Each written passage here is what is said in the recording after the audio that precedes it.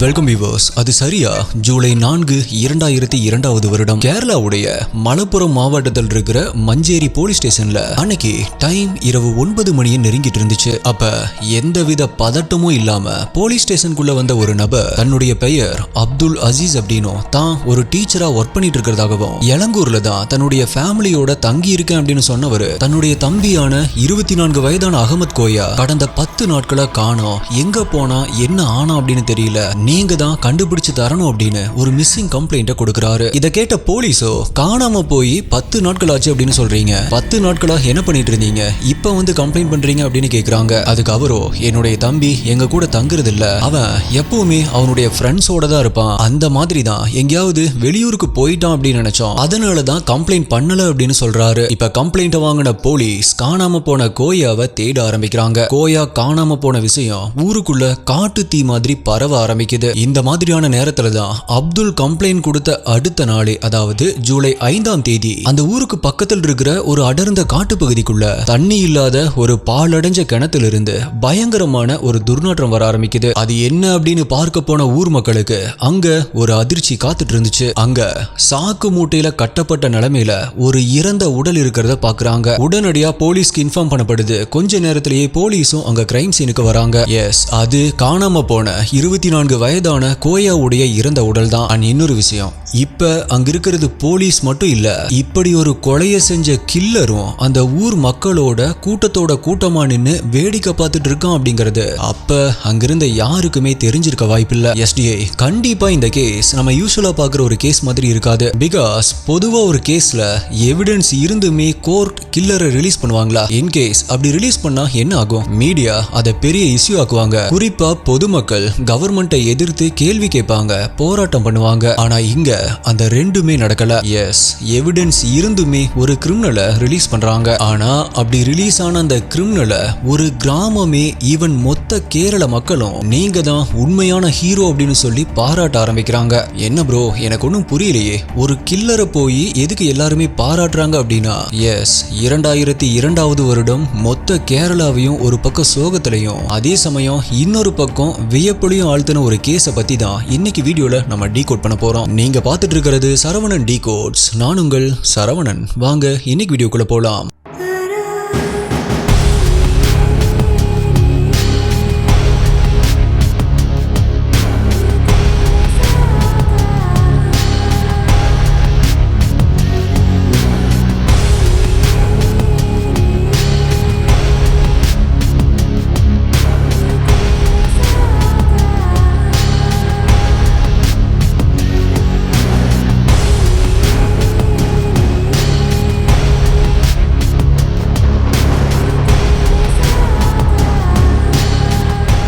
உங்க எல்லாருக்குமே நடக்கிற ஒரு பெரிய கிரைமை பத்தி தான் நான் இப்ப பேச போறேன். ஆமா, அதுதான் ட்ரெடிஷனல் ஸ்போக்கன் இங்கிலீஷ் கிளாஸ். பேருக்கு தான் ஸ்போக்கன் இங்கிலீஷ் கிளாஸ், ஆனா அங்க டீச்சர் எடுக்கிற கிளாஸை மட்டும் தான் கவனிக்கிறமே தவிர அதிக முறை பேசி பிராக்டிஸ் பண்றது இல்ல. ஒரு லாங்குவேஜை பேசவே இல்லை அப்படின்னா அதுல எப்படி நமக்கு ஃப்ளூயன்சி கிடைக்கும்? அப்ப இந்த பிரச்சனைக்கு என்னதான் சொல்யூஷன் அப்படின்னு யோசிக்கிறீங்களா? இப்ப பாருங்க. Good morning. Could you tell me about your achievements? Me, YouTube person with 2.24 million subscribers. I do crime topic videos. இந்த மாதிரி நம்ம தப்பா சொல்லும்போது கூட Try saying, I am a YouTuber with 2.24 million subscribers and I create videos on crime topics. This way, you can present yourself more effectively. அத எப்படி கரெக்டா சொல்லணும் அப்படின்னு நமக்கு சொல்லி கொடுக்கும். இந்த மாதிரி ரியல் டைம்ல நீங்க பேசி பிராக்டிஸ் பண்ணா மட்டும்தான் உங்களுக்கு ஸ்போக்கன் இங்கிலீஷ்ல இம்ப்ரூவ்மெண்ட் கிடைக்கும். கூடவே இமெயில் டிராஃப்டிங், கிராமர் கரெக்ஷன்ல இருந்து இங்கிலீஷ் டவுட்ஸை கிளியர் பண்ற வரைக்குமே நீங்க ஹெல்ப் வாங்கிக்கலாம். இதுதான் supernova AI spoken English course. இதுல 24/7 இங்கிலீஷை பிராக்டிஸ் பண்ணிக்கலாம். அதுவும் தமிழ் வழியிலேயே இங்கிலீஷை கத்துக்கலாம். அன்லிமிட்டெட் இன்டராக்டிவ் இங்கிலீஷ் ஆக்டிவிட்டிஸை ப்ரொவைட் பண்றாங்க. டெய்லியுமே இதை பிராக்டிஸ் பண்றது மூலமா 1 மந்த்லயே உங்க இங்கிலீஷை ஈஸியா இம்ப்ரூவ் பண்ணிக்கலாம். அவ்வளோ எஃபெக்டிவா இருக்கும். வெறும் AI ஆப் மட்டும் இல்லாம ஒரு ஹியூமன் டீச்சர் அசிஸ்டன்ஸையும் ப்ரொவைட் பண்றாங்க. இவங்க உங்களுடைய ப்ரோக்ரஸை மானிட்டர் பண்ணி மந்த்லி 2 டைம்ஸ் கால் மூலமா ஃபீட்பேக்ஸ் கொடுத்து உங்களை மோட்டிவேட் பண்ணுவாங்க. ஸோ நீங்களுமே கான்ஃபிடென்ட்டா இங்கிலீஷ் பேசணும் அப்படின்னா இப்பவே டிஸ்கிரிப்ஷன்ல இருக்கிற லிங்க் மூலமா சூப்பர்னோவால ஜாயின் பண்ணுங்க. முதல் 100 பேருக்கு மட்டும் 70% ஆஃபர் ப்ரொவைட் பண்றாங்க. ஸோ உடனடியாக போய் ரெஜிஸ்டர் பண்ணிக்கோங்க.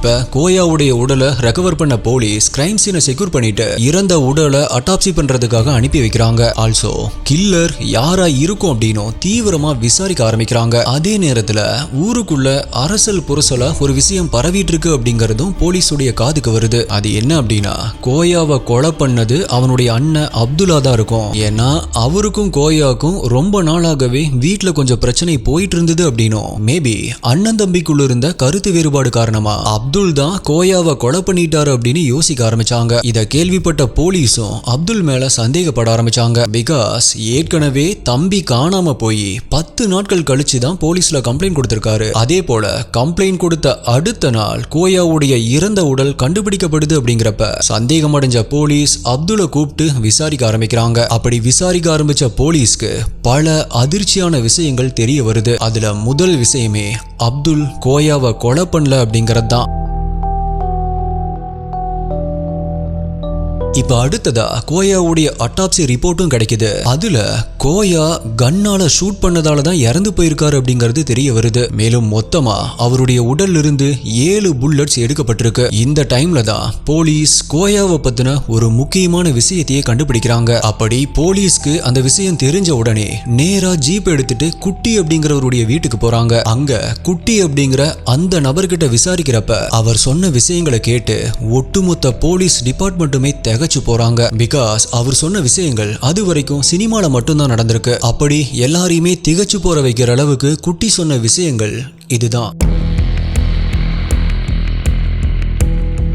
அது சரியா பிப்ரவரி 9ஆம் தேதி 2001 வருடம் கேரளால மலப்புறத்தில் இருக்கிற ஒரு பெரிய டவுன் தான் மஞ்சேரி. இங்க தான் குட்டி அவருடைய மனைவி 2 பையன் மற்றும் அவருடைய ஒரு பொண்ணு அப்படின்னு ரொம்பவே சந்தோஷமா வாழ்ந்துட்டு வராரு. 9ஆம் வகுப்பு படிச்சுட்டு வந்த அவங்களுடைய கடைசி பொண்ணான கிருஷ்ணபிரியா தான் அவங்க வீட்டுல எல்லாருக்குமே செல்ல பொண்ணும் கூட. குறிப்பா அப்பா குட்டிக்கு அவங்க ரொம்பவே செல்ல பொண்ணு. அதுக்கேத்த மாதிரியே பிரியாவும் ரொம்பவே துரு அப்படின்னும் அப்பா மேல ரொம்பவே பாசமாகவும் இருப்பாங்க. இப்படி இருக்கும் பொழுது ஒரு நாள் எப்பவும் போல ஸ்கூலுக்கு போன கிருஷ்ணபிரியா சாயங்காலம் ரொம்ப நேரம் ஆகியுமே ஸ்கூல்ல இருந்து இன்னுமே வீட்டுக்கு வரல. சோ பதட்டமான பேரண்ட்ஸ் அவங்களுடைய ஃப்ரெண்ட்ஸ் ரிலேட்டிவ்ஸ் அப்படின்னு விசாரிக்க ஆரம்பிக்கிறாங்க. ஆனா யாருமே பிரியாவை பார்க்கல அப்படின்னு சொல்லிடுறாங்க.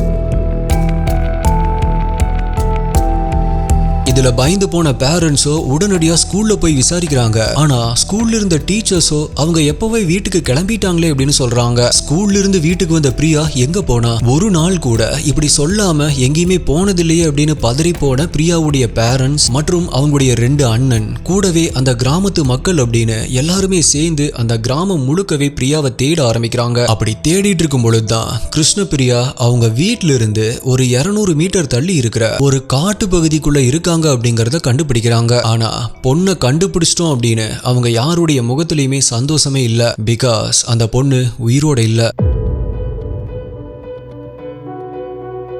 தன்னுடைய செல்ல பொண்ணுடைய இறந்த உடலை பார்த்து குட்டி கதறி அழுக ஆரம்பிக்கிறாரு. போலீஸ்க்கு இன்ஃபார்ம் பண்ணப்பட்டு போலீஸும் அங்க வராங்க. இன்வெஸ்டிகேஷன்ல சஸ்பெக்ட் கிருஷ்ணபிரியாவை சீரழிச்சு அதுக்கப்புறமா தான் கொலை பண்ணிருக்கிறான் அப்படிங்கிற இந்த விஷயம் தெரிஞ்சு எல்லாருமே அதிர்ச்சி ஆகுறாங்க. சோ இதுக்கு காரணமானவனை சும்மா விடக்கூடாது அப்படின்னு மொத்த கிராமமும் சேர்ந்து அது யாரு அப்படின்னு கண்டுபிடிக்க சொல்லி போராட ஆரம்பிக்கிறாங்க. போலீஸும் சில நாட்கள்லயே இதை பண்ணது யாரு அப்படிங்கறத கண்டுபிடிக்கிறாங்க. அது வேற யாரும் இல்ல, காணாம போய் இப்ப இறந்த நிலைமையில கண்டுபிடிக்கப்பட்ட 24 வயதான கோயா தான் அது.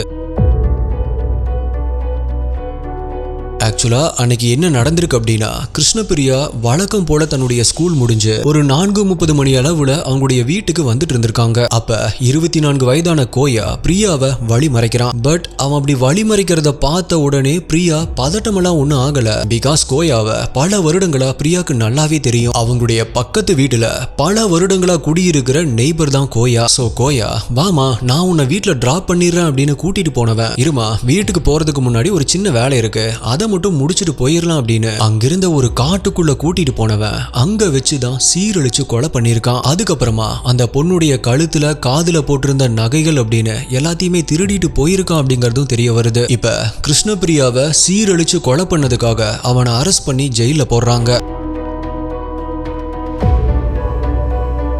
பொதுவாவே ஒரு பெண் குழந்தைக்கும் அந்த குழந்தையுடைய அப்பாவுக்கும் இருக்கிற அந்த அழகான பாண்ட வார்த்தையால விவரிக்க முடியாது. அதே போலதான் குட்டியும் தன்னுடைய பொண்ணு கிருஷ்ணபிரியா மேல அப்படி ஒரு அளவு கடந்த பாசத்தையே வச்சிருந்தாரு. அந்த அளவுக்கு பாசம் வச்சிருந்த தன்னுடைய பொண்ணு நாளைக்கு கட்டி கொடுத்து அவங்க வேற ஒரு வீட்டுக்கு போறப்ப தான் எப்படி தாங்கிக்க போறோம் அப்படின்னு அதையே ஒரு பெரிய கவலையா நினைச்ச குட்டிக்கு அவருடைய செல்ல பொண்ணு ஒரு நாள் இப்படி திடீர்னு அவரை விட்டு நிரந்தரமா போனதை அவரால் ஏத்துக்கவே முடியல. அதுவும் பல வருடங்களா ஒண்ணுமா பழகிட்டு வந்த பக்கத்து வீட்டு கோயாவே இப்படி பண்ணிட்டான் அப்படிங்கறத அவரால் ஜீரணிக்கவே முடியல. இருந்தாலும் அவன் பண்ண தப்புக்கு ஜெயிலுக்கு போனதை நினைச்சு கொஞ்சம் மனசை தேத்திக்க ஆரம்பிக்கிறாரு. ஆனா அப்படி ஜெயிலுக்கு போன கோயா 10 மாசத்துல பெயில்ல வெளியே வந்து ரொம்பவே ஜாலியா சுத்த ஆரம்பிக்கிறான்.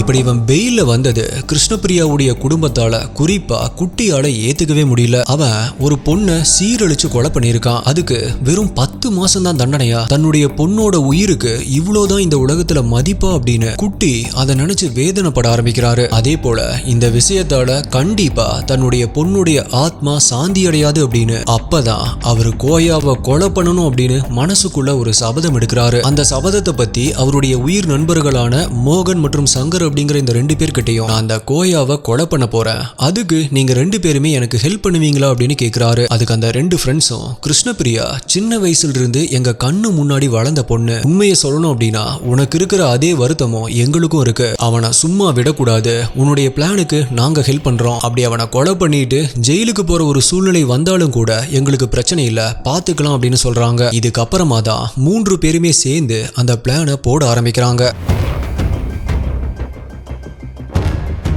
அந்த பிளான் என்ன அப்படின்னா, கோயாக்கு பல வீக்னஸ் இருக்கு. அதுல ஒண்ணுதான் சரக்கு. தன்னுடைய பொண்ணை கொலை பண்ண அதே இடத்துக்கு சரக்கு வாங்கி கொடுத்து அவனை கூட்டிட்டு வரணும் அப்படிங்கறதா மோகன் மற்றும் சங்கருடைய வேலை. அப்படி அவனுக்கு போதை தலைக்கேறினதுக்கு அப்புறமா குட்டி வந்து அவருடைய கையால கோயாவை கொல்லணும் அப்படிங்கறதான் பிளான். சோ அவங்க பிளான் பண்ண மாதிரியே அவங்க எதிர்பார்த்து காத்துட்டு இருந்த அந்த நாளும் வருது. அது சரியா ஜூன் 27ஆம் தேதி டைம் இரவு 8:30 மணியை நெருங்கிட்டு இருந்துச்சு. மோகன் கோயாவை மீட் பண்ணி சரக்கு அடிக்கலாம் அப்படின்னு கூப்பிடுறாரு. கோயாவும் உடனடியா அதுக்கு ஓகே அப்படின்னு சொல்லி கூட போக ஆரம்பிக்கிறான். இப்ப மோகன் அவனை கூப்பிட்டு பிளான் பண்ண அந்த காட்டு பகுதியை பார்த்து பேசிட்டே நடக்க ஆரம்பிக்கிறாரு. அப்படி நடந்து போறப்ப வழியில குட்டியுடைய மாட்டு தொழுவத்தை கிராஸ் பண்ணி போக ஆரம்பிக்கிறாங்க. அப்ப அந்த தொழுவத்துக்குள்ள வெயிட் பண்ணிட்டு இருந்த குட்டிக்கு இவங்க 2 பேருடைய குரல் ரொம்பவே பக்கத்துல கேட்டதுமே ஒருவேளை பிளான் மாறி போய் இவங்க இந்த தொழுவத்துக்குள்ள வரப்போறாங்க போல அப்படின்னு நினைச்சு அவசரமா ஓடி போய் தொழுவத்துடைய கூரையில மறைச்சு வச்சிருந்த கன்னை வெளியெடுக்கிறாரு. அப்படி அதை கையில் எடுத்துட்டு ரெடியா வெயிட் பண்றாரு. ஆனா அப்படி அவருக்கு கேட்ட அந்த 2 குரலுமே கொஞ்சம் கொஞ்சமா மறைய ஆரம்பிக்குது. அப்பதான் ஓகே அவங்க பிளான் பண்ண மாதிரி அந்த காட்டுக்கு தான் போறாங்க அப்படின்னு கொஞ்சம் ரிலாக்ஸ் ஆகுறாரு. பிகாஸ் யாரா இருந்தாலுமே கொலை பண்றப்ப ஒரு பதட்டம் இருக்கும் தானே, அதே மாதிரி அந்த பதட்டம் மோகன் மற்றும் சங்கருக்கும் இருக்கு. பட் எதையுமே வெளிக்காட்டிக்காம கேஷுவலா நடக்க ஆரம்பிக்கிறாங்க. இப்படி இவங்களுடைய இந்த பிளானை பத்தி எல்லாம் எதுவுமே தெரியாத கோயாவோ அந்த காட்டுக்குள்ள ஒரு இடத்துல உட்கார்ந்து மோகன் ஊத்தி கொடுத்த சரக்கை வாங்கி குடிக்க ஆரம்பிக்கிறான். அப்படி அவன் குடிக்கிறப்ப அந்த சரக்கை மோகன் குடிக்காம இருக்கிறத பார்த்து ஏன் நீங்க குடிக்கலையா அப்படின்னு கேக்குறான். அதுக்கு அவரும் இதோ குடிக்கிறேன் அப்படின்னு சொல்லிட்டு லைட்டா குடிக்கிற மாதிரி நடிக்க ஆரம்பிக்கிறாரு. இப்ப நேரம் போக போக மோகனுடைய முகம் எல்லாமே வியர்க்க ஆரம்பிக்குது. பிளான் எதுவுமே சொதப்பிட கூடாது அப்படின்னு ரொம்பவே டென்ஷன் ஆக ஆரம்பிக்கிறாரு. டைம் இப்ப இரவு 11:30 மணியை நெருங்கிட்டு இருந்துச்சு. என்ன இவ்வளவு நேரமாச்சு, இன்னுமே குட்டி வரலையே அப்படின்னு பயந்து போன மோகன் இப்ப தன்னுடைய பக்கத்துல குடிச்சிட்டு மட்டையாகி கிடக்கிற கோயாவை பாக்குறாரு. அப்படி அவனை பார்த்ததுமே பிரியாவை இவன் கொலை பண்ணதை நினைச்சு சடனா அடக்க முடியாத அளவுக்கு அவருக்கு கோபம் வர ஆரம்பிக்குது. அந்த கோபத்துல கோயாவை சரமாரியா அடிக்க ஆரம்பிக்கிறாரு. கூடவே அங்க ஒளிஞ்சிருந்த சங்கரும் வந்து ஜாயின் பண்ணிக்கிறாரு. 2 பேருமே போதையில இருந்த அவனை அடிச்சு துவைக்க ஆரம்பிக்கிறாங்க. அப்படி அடிச்சதுல கோயாவுடைய வாயில மூக்குல அப்படின்னு ரத்தம் ஒழுக ஆரம்பிக்குது. ஒரு கட்டத்துல நம்மளே இவனை அடிச்சு கொன்னுடலாமா அப்படின்னு கூட யோசிக்க ஆரம்பிக்கிறாங்க. பட் குட்டியை நினைச்சு கொஞ்சம் சாந்தமாகறாங்க. அவங்க 2 பேருடைய அந்த அடி எப்படி இருந்துச்சு அப்படின்னா அவ்வளவு போதையில இருந்துமே கோயா வலியால துடிக்க ஆரம்பிக்கிறான். அந்த அளவுக்கு அது மரண அடி அப்படின்னு சொல்லலாம். சோ ஒரு கட்டத்துக்கு மேல வலி பொறுக்க முடியாதவன் என் மேலேயே கையை வச்சிட்டீங்கல்ல, எனக்கு போதை தெளிஞ்சதுமே உங்களுக்கு இருக்குடா அப்படின்னு வாய்க்கு வந்ததை புலம்பிட்டு இருந்த கோயாக்கு அவன் முன்னாடி கன்னோட வந்து நிக்கிறாரு குட்டி. கன்னோட என்ட்ரி கொடுத்தவரை பார்த்ததுமே கோயா அவனுடைய தலைவிதியை ஏத்துக்க தயாராகிட்டான். ஏன் அப்படின்னா ஓகே இவங்க இன்னாருடைய ஃப்ரெண்ட்ஸ் தான், இதுக்காக தான் பழி வாங்குறாங்க அப்படின்னு அவனுக்கு தெரிஞ்சு போச்சு. அப்ப குட்டியோ இவன் ஒரே புல்லட்ல ஷூட் பண்ணி சாக கூடாது அப்படின்னு முதல்ல அவனுடைய இடது செஸ்ட்ல ஷூட் பண்றாரு. அதுல வலி தாங்க முடியாம கோயா அலற ஆரம்பிக்கிறான். அப்படி அவன் அலறிட்டு இருக்கிறப்ப வலது செஸ்ட்ல கரெக்டா இதயத்துக்கு பக்கத்துல குறிப்பாத்து ஷூட் பண்றாரு. அப்படி அந்த புல்லட் கோயாவுடைய உடலை தொலைச்சு அவன் துடியா துடிச்சிட்டு இருக்கிற கேப்ல இப்ப தன்னுடைய கன்னை ரீலோட் பண்ணவரு அடுத்தடுத்த புல்லட்ஸ வரிசையா அவனுடைய வயித்துல இருக்கிறாரு. அதுல அடுத்த நொடியே ரத்த வெள்ளத்துல கோயா துடி துடிச்சு இறந்து போறான். அதுக்கப்புறமா அவனுடைய இறந்த உடலை ஒரு சாக்குப்பைக்குள்ள போட்டு அந்த கிணத்துக்குள்ள வந்து தூக்கி போட்டுட்டு இப்பதான் தன்னுடைய பொண்ணுடைய ஆத்மா சாந்தி அடைஞ்சிருக்கும் அப்படின்னு தான் எடுத்த சபதத்தை நிறைவேற்றினதை நினைச்சு சந்தோஷப்பட்டேன் அப்படின்னு சொல்லிட்டு அவரு கொலை பண்ண யூஸ் பண்ண வெப்பனையும் போலீஸ் கிட்ட கொடுக்கறாரு. ஸோ இப்படி குட்டி போலீஸ் கிட்ட கன்ஃபஸ் பண்ண விஷயங்கள் ஒரு சென்சேஷனல் நியூஸா மாற ஆரம்பிக்குது. இதை கேள்விப்பட்ட மக்கள் எல்லாருமே குட்டிய ஒரு ஹீரோ அப்படின்னும் பெஸ்ட் ஃபாதர் அப்படின்னும் பாராட்ட ஆரம்பிக்கிறாங்க. பட் என்னதான் மக்களுக்கு ஹீரோவா தெரிஞ்சாலுமே சட்டத்தை பொறுத்த வரைக்குமே அவர் ஒரு குற்றவாளி தான். எந்த ஒரு பிரச்சனைக்குமே சட்டத்தை கையில் எடுக்கிறது ஒரு தீர்வாகாது அப்படின்னு கோர்ட் குட்டிக்கு ஆயுள் தண்டனையும் இந்த கொலைக்கு உதவி பண்ண மோகன் மற்றும் சங்கருக்கு 3 வருட சிறை தண்டனையும் அறிவிக்கிறாங்க. ஆனா 4 வருடம் கழித்து 2006ல குட்டி தான் கோயாவை கொலை பண்ணாரு அப்படிங்கிறதுக்கு ப்ராப்பரான எவிடன்ஸ் இல்ல அப்படின்னு அவரை ரிலீஸ் பண்ணிடுறாங்க. அது எப்படி ப்ரோ, அதான் அவரே நான் தான் கொலை பண்ண அப்படின்னு கன்ஃபஸ் பண்ணிருக்காரு. ஈவன் அவர் யூஸ் பண்ண மர்டர் வெப்பன் இருக்கிற இடத்த கூட போலீஸை கூட்டிட்டு போய் காட்டினாரு. அப்புறம் எதுக்காக எப்படி ப்ரோ கோர்ட் ரிலீஸ் பண்ணாங்க அப்படின்னு கேட்டா அதுக்கு கோர்ட்டுடைய தரப்புல இருந்து என்ன சொல்லியிருக்காங்க அப்படின்னா இன்ஃபேக்ட் குட்டி அவரே மர்டர் வெப்பன் இருக்கிற இடத்த காட்டினாலும் கூட முதல்ல இந்த கொலையை அவர் பண்ணல அப்படிங்கிறதுக்கு நிறைய பாசிபிலிட்டிஸ் இருக்கு. பிகாஸ் கோயாவுக்கு நிறைய எதிரிகள் இருக்காங்க. மேபி வேற யாராவது கூட இந்த கொலையை பண்ணிட்டு கன் அந்த இடத்துல ஒளிச்சு வச்சுட்டு அந்த இடத்த கோயா கிட்ட சொல்லியிருக்கலாம், அதை இவர் போலீஸ் கிட்ட சொல்லியிருக்கலாம் அப்படிங்கிற இந்த ஒரு பாயிண்ட் ஆஃப் வியூல தான் கோர்ட் அதை ஒரு எவிடன்ஸா கருதல அப்படின்னு சொல்றாங்க. ஈவன் அந்த கன் இருந்த அதே புல்லட் தான் கோயாவுடைய உடம்புல இருந்ததா கன்ஃபார்ம் ஆயிருக்கு. இருந்தாலுமே கோயாவுடைய ஒழுங்கீனமான லைஃப் அதுக்கப்புறமா அவன் மேல இருந்த கொலை வழக்கு இது எல்லாத்தையுமே மனசுல வச்சுட்டு தான் கோர்ட் குட்டியை ரிலீஸ் பண்ணிருக்காங்க. ரீசெண்டா வந்த மகாராஜா படத்துல கூட கிட்டத்தட்ட சிமிலர் ஸ்டோரி தான் இல்லையா? தலை நரைச்சிருச்சு, வயசாயிருச்சு, ஆனாலும் தன்னுடைய பொண்ணு மேல வச்ச அன்பு தான் பெருசு அப்படின்னு காட்டியிருப்பாங்க. So my dear STA investigators, நீங்க இந்த கேஸை பத்தி என்ன நினைக்கிறீங்க? உங்களுடைய கருத்துக்களை மறக்காம கீழே கமெண்ட் பண்ணுங்க. மேலும் அடுத்தது என்ன வீடியோ வேணும், எந்த டாபிக் வேணும் அப்படிங்கறதையும் கீழே கமெண்ட் பண்ணுங்க. உங்களுடைய பெஸ்டான கமெண்ட் அடுத்த வீடியோல வரும். வேற ஒரு வீடியோல மீட் பண்றேன். நன்றி, பாய்.